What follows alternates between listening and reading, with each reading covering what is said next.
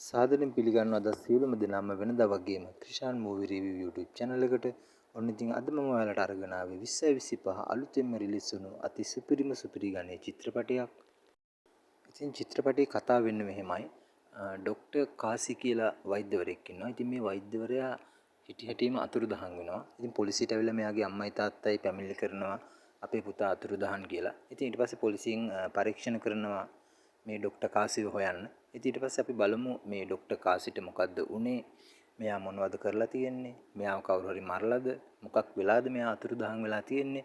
ඉතින් ඔය ඩොක්ටර් කාසිගේ කතාව වටා තමයි මේ චිත්‍රපටය සම්පූර්ණයෙන්ම ගෙතිලා තියෙන්නේ. ඉතින් සියලුම දෙනාට ආදරයෙන් ආරාධනා කරනවා චිත්‍රපටයේ වීඩියෝ එක ඉවරනකම්ම මයිත් එක්ක රැඳිලා ඉන්න කියලා. ඒ වගේම වීඩියෝ එකට යන්න කලින් Krishan movie review YouTube channel එක subscribe කරන්න කියලා ආදරයෙන් මතක් කරනවා. ඔන්න එහෙනම් අපි යමු චිත්‍රපටයේ කතාවට. ඉතින් චිත්‍රපටය පටන් ගද්දිම අපිට එකටම පෙන්නනවා එක්තරා තරුණයෙක් තමන්ගේ පෙම්වතිය එහෙම නැත්නම් කාන්තාවක් සමග ආදරෙන් ඉන්න අවස්ථාවක්. ඉතින් මේ දෙන්නා රූම් එකකට ගිහිල්ලා තමන්ගේ පහස විඳ ගන්නවා ආදරෙන් ඉන්නවා. ඉතින් මේ අවස්ථාවේදී මේ තරුණයා මෙතනින් නැගිටලා එළියට යනවා. ඉතින් එයා එළියට ගිහිල්ලා දුම් පානය නැත්නම් දුම් මෙටියක් දැල්වගෙන එයා යමක් කල්පනා කරනවා පූල් එකක් ගාවට ස්විමින් පූල් එකක් ගාවට ගිහිල්ලා.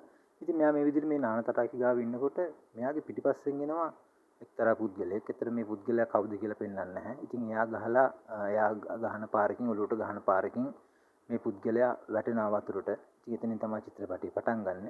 ඊට පස්සේ අපිට පෙන්නනවා එක්තරා මහලු යුවලක් කාන්තාවක් සහ පිරිමි කෙනෙක් ඇවිල්ලා පොලිසියට කම්ප්ලේන් කරනවා පොලිසිය ඉන්ස්පෙක්ටර්ට අපේ පුතා අතුරුදහන් වෙලා දැන් දවස් 2ක් 3ක් තිස්සේ එයාව හොයලා දෙන්න කියලා. ඉතින් ඒ වෙලාවේදී ડોක්ටර්ගේ යන ඒ කියන්නේ කියනවා මෙයා අපේ පුතාගේ නම කාසි. මෙයා වෛද්‍යවරයෙක් ෆිසියෝതെරපි කෙනෙක්. ඉතින් මෙයා අතුරුදහන් වෙලා දවස් කිහිපයක් කියලා. ඊට පස්සේ ડોක්ටර් මෙයාලගේ විස්තර සේරම අහගෙන පොලිසියේ නිලධාරියා මෙයාලගේ විස්තර සේරම අහගෙන කියනවා තමන්ගේ නිලධාරියෙක්ට මේ ගැන සම්පූර්ණ පැමිණිල්ලක් ලියාගෙන විස්තර සේරම අහගෙන පරීක්ෂණ කටයුතු ආරම්භ කරන්න කියලා. ඉතින් ඔන්න ওই විදිහට තමයි මූවි එක පටන් ගන්නෙ. ඉතින් මේ සිදුවීම් පස්සේ පොලිස් ඉන්ස්පෙක්ටර් යනවා තමන්ගේ නිවසට. ගිහලා තමන්ගේ බිරිඳත් එක්ක වාඩි වෙලා කැම් කකා ඉන්නකොට මෙයාට එනවා පොලිසියෙන් කෝල් එකක්. ඉතින් මේ කෝල් එක ආපු වෙලාවේ මෙයාලා යනවා. පොලිසියත් එක්ක ගිහිල්ලා මෙයාලා මේ ડોක්ටර් කාසිගේ ක්ලිනික් එක එයාගේ වෛද්‍ය මධ්‍යස්ථානයේ මෙයාලා පරීක්ෂා කරනවා. ඉන්න සේවකයන්ගෙන් විවිධ තොරතුරු අහනවා. සේරම පරීක්ෂා කරලා ඒ තියෙන ලැප්ටොප් දුරකථන ඒ සියලුම දේවල් අරගෙන මෙයාලා එනවා. ඊට අමතරව මේ ડોක්ටර් කොහොම කෙනෙක්ද කියලා මෙයා ඒ වටපිටාව වෙන සොයලා බලනවා. ඒ කියන්නේ මේ වෛද්‍යවරයා මොන වගේ චරිතයක්ද කියලා. ඊට පස්සේ අපිට පෙන්නනවා එක්තරා කෝවිලකට යනවා මේ පොලිස් නිලධාරියා සහ තවත් නිලධාරිනියක් සහ නිලධාරීන් කීප දෙනෙක් ගිහිල්ලා මෙයාලා එක්තරා කාන්තාවක් අත්අඩංගුවට ගන්නවා. ඉතින් මේ කාන්තාව අරගෙන මෙයාලා එනවා පොලිසියට. ඇවිල්ලා මේ කාන්තාවගෙන් ප්‍රශ්න කරනවා. ඊට පස්සේ මෙයා කියනවා මම ડોක්ටර් කාසිව අඳුරනවා. ડોක්ටර් කාසිව හම්බුනේ මට එයාලගේ ක්ලිනික් එකට ගිහිල්ලා. ඉතින් ડોක්ටර් කාසිව මට බෙහෙත් කරා.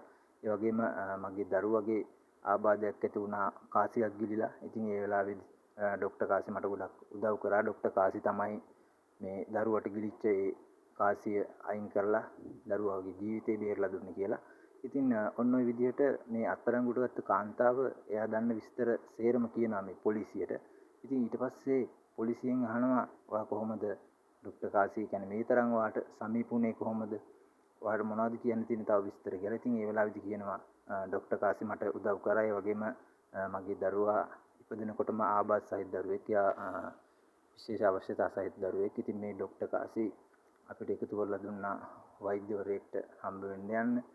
ඒ වගේ විස්තර ගොඩක් කියනවා. ඉතින් ওই කතාවෙන් පස්සේ අපිට පෙන්නනවා මේ අත්අඩංගුවට ගත්තු කාන්තාවගේ ගෙදරට එනවා එක්තරා පුද්ගලයෙක්. මේ පුද්ගලයා ඇවිල්ලා මුදල් පොලියට දෙන පුද්ගලයෙක්. ඉතින් මේ පුද්ගලයා මේ කාන්තාවට ගොඩක් කරදර කරනවා, හිරිහැර කරනවා මට සල්ලි ඕනේ කියලා. ඉතින් මෙයා වෙනත් කාන්තාවක් එක්ක ඇවිල්ලා මේ ගෙදරට කරදර කරනවා. ඉතින් ඔන්න ඔය අවස්ථාවේදී ડોක්ටර් කාසි එනවා එතෙන්ට.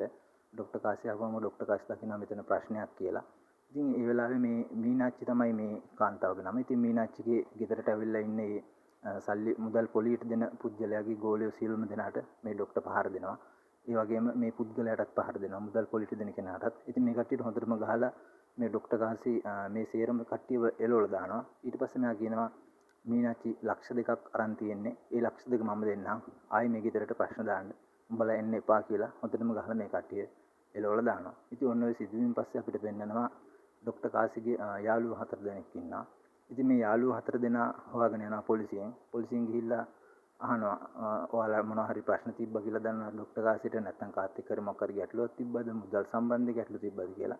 ඉතින් ඔන්න ඔය සිදුවීම් කියනවා එහෙම මුකුත් නැහැ. හැබැයි මෙයාට ආදර සම්බන්ධතාවයක් තිබ්බා. ඒ ඩොක්ටර් කාසි ගාව ක්ලිනික් එකේම වැඩ කරපු කෙනෙක් එක්ක කියලා. ඉතින් ඒ අවස්ථාවේදී අපිට පෙන්වනවා ඩොක්ටර් කාසි සහ එයාගේ ගර්ල්ෆ්‍රෙන්ඩ් එහෙම නැත්නම් එයාගේ පෙම්වතිය. පෙම්වතිය කියන්නේ මෙයා ඩොක්ටර් කාසිගේ ක්ලිනික් එක බලාගත්තු කෙනා. එහෙම නැත්නම් ක්ලිනික් එකේ වැඩ කරපු කෙනා. ඉතින් ඒ දෙන්න ආදරෙන් ඉන්න අවස්ථා ඒ වගේම ඩොක්ටර් කාසි මෙයාගේ උපන්දිනේට මෙයාට මුද්දක් ගෙනල්ලා දෙනවා. ඉතින් මේ මුද්ද ඩොක්ටර් කාසි දානවා. ඒ වෙලාවේදී ඇත්තට මේ දෙන්න ආදරෙන් ඉන්නවා තමයි අපිට පෙන්වන්නේ. ඉතින් ওই සිදුවීම් පස්සේ පොලිසිය යනවා මේ තරුණියව සොයාගන්න. ඉතින් ඔය අතරින් පෙන්නනවා මේ පොලිස් නිලධාරියට කෝල් එකක් එනවා, ඉන්ස්පෙක්ටර්ට කෝල් එකක් එනවා ප්‍රදේශීය ඇමතිවරයාගෙන්. එයා කියනවා මේ සම්බන්ධ තොරතුරු මොන හරි දන්නවනම් මුලින්ම මට කියන්න. ඊට පස්සේ තමයි ඔයාලට ඕන ඇක්ෂන් එකක් ගන්න පුළුවන් කියලා. ඉතින් අපි බලමු ඉස්සරහට මේ ඇමතිවරයා කොහොමද මේකට සම්බන්ධ වෙන්නේ කියලා. ඉතින් ওই සිදුවීම් වලින් පස්සේ ඊළඟට අපිට පෙන්වන්නේ මෙයාලා මේ පොලිස් නිලධාරීන් යනවා, ඉන්ස්පෙක්ටර් සහ අනිත් නිලධාරීන් යනවා ඩොක්ටර් කාසිගේ නිවස පරීක්ෂා කරන්න. ඉතින් මෙයාලට ඒ වෙලේ හම්බ වෙනවා දුරකථන කීපයක් වගේම ලැප්ටොප් එකක්. ඉතින් මෙයාලා ඒ සේරම අත්අඩංගුවට ගන්නවා. ඊට පස්සේ අපිට පෙන්වනවා මෙයාලා යනවා එක්තරා ලෝයර් කෙනෙක් එහෙම නැත්නම් නීතිඥයෙක් හම්බෙන්න. ඉතින් ඒ අවස්ථාවේදීම ඩොක්ටර් කාසිට සයිබර් එකකින් කෝල් එකක් එනවා. ඩොක්ටර් කාසිගේ ෆෝන් එක මේ ස්ථානෙන් තමයි නැති වෙලා තියෙන්නේ, මේ ස්ථානෙන් තමයි අන්තිමට තිබිලා තියෙන්නේ කියලා. ඉතින් ඒ අවස්ථාවේදී මේ පොලිස් නිලධාරීන් යනවා මෙතන පරීක්ෂා කරන්න. ඒ වගේම මේ පරීක්ෂාව වන අතරතුර ඩොක්ටර් කාසි තවත් යන එන තැනක් තියෙනවා. බීච් හවුස් එකක් මෙයාගේ යාළුවෙක්ගේ.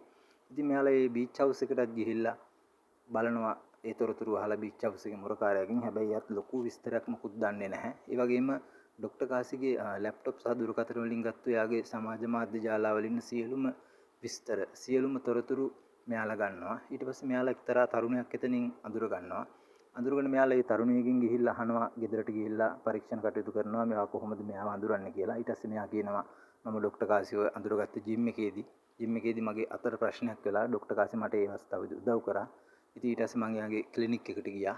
එයාගේ ක්ලිනික් එක නැත්තම් වෛද්‍ය මධ්‍යස්ථානට ගිහිල්ලා එයාගෙන් දිගටම ප්‍රතිකාර ගත්තා. ඉතින් ඔන්න ඔය විදිහට තමයි මම ඩොක්ටර් කාසිව අඳුරන්නේ.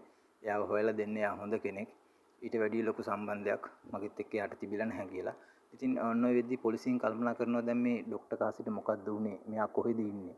ඒ වගේ විස්තර ගොඩක්. ඉතින් ওই සිදුවීම් පස්සේ එකපාරටම ඩොක්ටර් කාසිව මරුවේ මම තමයි කියලා අර බීච් හවුස් එකේ ඉන්න වයසක මුරකරුවා. එයා පිළි අරගෙන එයා පොලිසියට බාර වෙනවා. නමුත් පොලිසිය ඇත්තටම මේක පිළිගන්න සූදානම් නැහැ. ඊට පස්සේ අවස්ථාවේදීම ඩොක්ටර් කාසිගේ අම්මයි තාත්තයි ඇවිල්ලා කියනවා අපේ පුතා ජීවත් වෙනවා කියලා පුතා කෝල් එකක් දුන්නා. එයා ගමනක් ගිහිල්ලා කියලා. ඉතින් ඊට පස්සේ අපිට වෙනවා ඩොක්ටර් කාසි යාගේ යාළුවෙක්ගේ වෙඩින් එකකට ගිහිල්ලා ඒ වෙඩින් එකේ ඉන්නවා. ඉතින් ඒ අවස්ථාවේදී මෙයා එක්තරා තරුණියක් එක්ක යාළු වෙනවා. ඊට පස්සේ මෙයා ඒ තරුණියව ගෙන්න ගන්නවා බීච් හවුස් එකට මෙයාගේ උපන්දිනේ සමරන්න. ඉතින් ඒ අවස්ථාවේදී යාලා පෙම්වතුන් වෙනවා. ඒ කියන්නේ මේ තරුණයාට එහෙම නැත්නම් මේ ඩොක්ටර් කැමැත්ත ප්‍රකාශ කරනවා. ඒ වගේම ඊට පස්සේ වෙන්නනවා මෙයා ක්ලිනික් එකේ ඉන්න මෙයාගේ පෙම්වතියත් එක්ක ලිංගිකව එකතු වෙනවා මෙයාගේ ක්ලිනික් එක ඇතුළතදීම. ඉතින් ඒ අවස්ථාවේදී මේ බීච් හවුස් එකේ වයසක මුරකරුවා. ඒ මුරකරුවා කියන්නේ මෙයාගේ මේ ක්ලිනික් එකේ වැඩ කරපු ඒ ගෑනු ළමයාගේ සීයා. ඉතින් මෙයා සීයා ගෙදර යනකොට මෙයා දවසක් බෙල් වල දාගෙන මැරෙන්න හදනවා. ඉතින් ඒ අවස්ථාවේදී සීයා කියනවා බෙල් වල දාගන්න එපා පුතේ වගේ ප්‍රශ්නේ මට කියන්න කියලා. ඉතින් රසයා කියනවා ඩොක්ටර් කාසිත් එක්ක මම ආදරය කරනවා. ඩොක්ටර් කාසිට මම ආදරය කරනවා. එයා මාත් එක්ක ලිංගිකව එකතු වුණා. දැන් එයා මට මෙන්න මේ විදිහට කරදර කරනවා. එයා අපි දෙන්න ලිංගිකව එකතු වෙන සේරම එයා වීඩියෝ කරලා ඊට පස්සේ එයා ඒව පෙන්නලා මාව බය කරනවා කියලා. ඒ වගේම එයා ගාව ඒ විදිහට අසරණ වෙච්ච එහෙම නැත්නම් එයා ලිංගිකව එකතු වෙච්ච ගොඩක් කාන්තාවන්ගේ වීඩියෝස් තියෙනවා එයා ගාව. ඉතින් ඔය වගේ විස්තර ගොඩක් කියනවා. ඉතින් ඔය වීඩියෝ ටික එහෙම නැත්නම් ඔය ප්‍රශ්නේ කොහොමද බේරගන්නේ කියලා මේ ඉන්ස්පෙක්ටර් කල්පනා කර ඉන්නකොටම පොඩි දරුවෙක්ට පහර දෙනවා මේ පොලිසියට ගෙනල්ලා. ඉතින් ඒ අවස්ථාවේදී කියනවා මෙයා මේ සම්භාව්‍ය චිත්‍රපටි වගේක් ටීචර්ට ඇවිල්ලා ඒකට තමයි ගැව්වේ කියලා. ඉතින් ඒ අවස්ථාවේදී ඩොක්ටර්ට මතක් වෙනවා මේ කාසිගේ ලැප්ටොප් එකේ තිබ්බ සම්භාව්‍ය චිත්‍රපටි. මෙයා මේ චිත්‍රපටිය දාලා ටිකක් ප්ලේ කරලා බලාගෙන ඉන්නකොට එකපාරටම චිත්‍රපටියේ චුට්ටක් දුර ප්ලේ වෙලා ඊට පස්සේ ප්ලේ වෙන්න පටන් ගන්නවා. මෙයා මේ තරුණියන් එක්ක ලිංගිකව එකතු වෙන වීඩියෝ. ඒ කියන්නේ මෙයා මේ සේරම වීඩියෝ කරලා. ඉතින් ඔන්න ඔය අවස්ථාවේදී ওই සිදුවීම් පස්සේ මේ පොලිස් ඉන්ස්පෙක්ටර්ට හම්බෙනවා විශේෂ තොරතුරක්. ඒ කියන්නේ දැන් මෙයා දන්නවා මෙයා තරුණියන් එක්ක ලිංගිකව එකතු වෙලා ඒවා වීඩියෝ කරලා එකතු කරනවා කියලා. ඉතින් ওই විදිහට වීඩියෝ 100 ගාණක්, ඒ කියන්නේ ලොකු ප්‍රමාණයක් තියෙනවා මෙයාගේ දුරකථන වල, ඒ වගේම ලැප්ටොප් එකේ. ඉතින් මේ විදිහට මේ පොලිස් නිලධාරියා එහෙම නැත්නම් මේ ඉන්ස්පෙක්ටර් මේ සේරම නරඹනවා. නරඹුවාම මෙයාට තේරෙනවා මේ ડોක්ටර් කාසිගේ මොකක් හරි වෙන ප්‍රශ්නයක් තියෙනවා. ඒ කියන්නේ මෙයා මේ අතුරුදහන් වෙලා තියෙන්නේ මෙයාව කවුරුවත් පැහැරගෙන එහෙම නැත්නම් මුදල් සම්බන්ධ ගැටලුවකට හෝ කවුරුවත් මරලා දාලා එහෙම දෙයක් නෙමෙයි. මෙයා මේ අතුරුදහන් වෙලා තියෙන්නේ මේ වගේ ප්‍රශ්නයකට කියලා. ඉතින් මෙයා තමන්ගේ ඉහළ නිලධාරියට ගිහිල්ලා මෙයා අතොරතුරු දැනුම් දෙනවා. මේ පරීක්ෂණ කටයුතු මෙහෙමයි. ડોක්ටර් කාසි මෙන්න මේ වගේ කෙනෙක්. මෙයා මෙන්න මේවා කරලා තියෙන්නේ කියලා.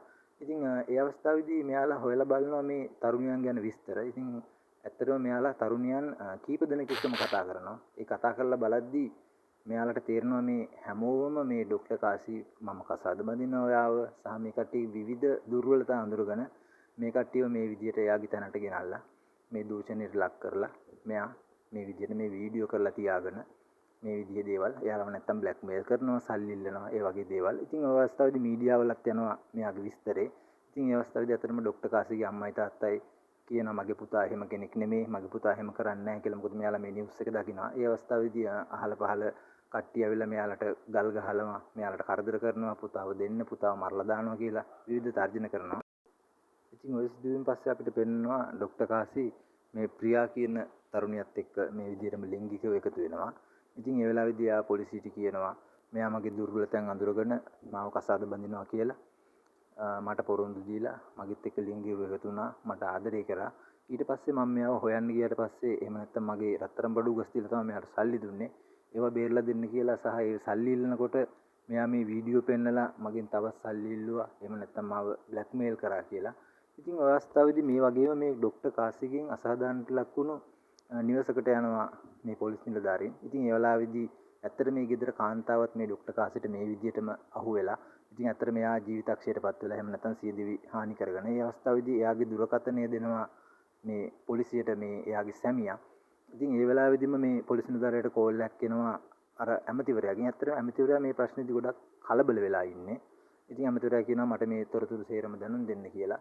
ඒ වගේම අපිට පෙන්වනවා මේ ડોක්ටර් කාසි මේ මීනාච්චි කියන ගැහණු කෙනා එහෙම නැත්නම් මීනාච්චි කියන කාන්තාව ඒ විදිහටම එයාගේ තැනට බීච් හවුස් එකට එක්කන් ගිහලා ඒ කාන්තාවත් එක්කත් ලිංගිකව එකතු වෙනවා. ඉතින් ඒ අවස්ථාවේදී මේ පොලිසියෙන් තෝරගන්නවා මෙයාලව මරන්න පුළුවන්. ඒ කියන්නේ මේ ડોක්ටර් කාසිව මරන්න පුළුවන් කියලා හිතන්න පුළුවන් 4 දෙනෙක්. ඒ කාන්තාවන් 3 දෙනෙක් සහ අර බීච් හවුස් එකේ මුරකරු එහෙම නැත්නම් ડોක්ටර් කාසිගේ පෙම්වතියගේ සීයා. ඉතින් මේ කට්ටියව ගෙනල්ලා වෙන වෙනම ප්‍රශ්න කරනවා. ඊට පස්සේ මේ 4 දෙනාවම එකට තියාගෙන මේ පොලිස් නිලධාරියා ප්‍රශ්න කරනවා. ඉතින් මේ අවස්ථාවේදී මේ කට්ටිය කියනවා ડોක්ටර් කාසි අපිට මේ විදිහට කරා. ඇත්තටම ඒ කියනවා ඊට පස්සේ අපෙන් සල්ලි ඉල්ලුවා. අපි ගෙවල් වලට කියනවා කියලා අපිට බය කරා අපිව. ඒ වගේම අපිව බ්ලැක්මේල් කරා. අපිට තව පුද්ගලයෙක් එක්ක ලිංගිකව එකතු වෙන්න කියලා මෙයා බල කරා. ඔය වගේ විවිධ දේවල් කියනවා.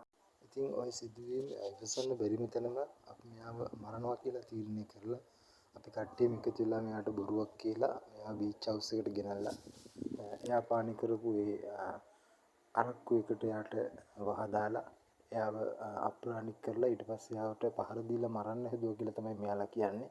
ඉතින් මේ වෙලාවේදී මෙයාලව මරන්න හදන වෙලාවේ වෙන කෙනෙක් ඇවිල්ලා මෙයාගේ ඔළුවට පොල්ලකින් ගහලා මෙයාව මරලා දැම්මා කියලා තමයි මේ කට්ටිය සේරම මේ පොලිස් නිලධාරියට කියන්නේ. ඉතින් අවස්ථාවේදී අතට මේ පොලිස් නිලධාරියට හිතෙනවා මෙයාලා බොරුවක් නෙමෙයි ඇත්තක් තමයි කියන්නේ කියලා.